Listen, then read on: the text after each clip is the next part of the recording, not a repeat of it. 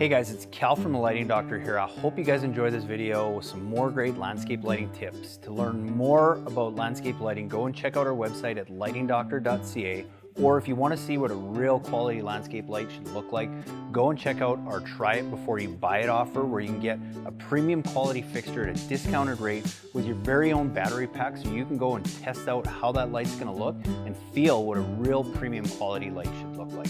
So go and check us out at lightingdoctor.ca, or go watch more videos on YouTube just by searching for the Lighting Doctor. So I'll just share with you guys one little trick, something called a Hex Baffle.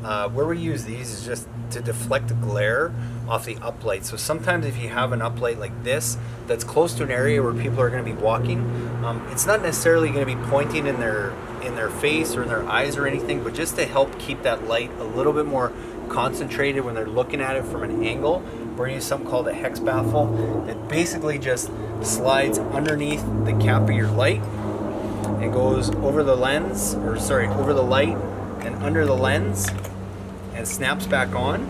And then all that's going to do is just deflect the light that's being maybe portrayed that way. So as somebody looking down, they're not going to see a light shining right up in your eyes. So this is a great little tip to use anytime you have a high traffic area where people might be walking by the light, so they're not shining directly into their eyes.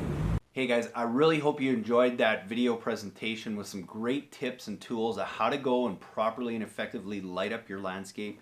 And be sure, if you want your own free consultation video, just send me an email at cal@lightingdoctor.ca with a few pictures of your property, and we'll get back to you with some really cool ideas and ways to go and effectively light your property. And be sure to watch the videos after this one for more tips on how to install landscape lighting, as well as how to light up your landscape the best way possible.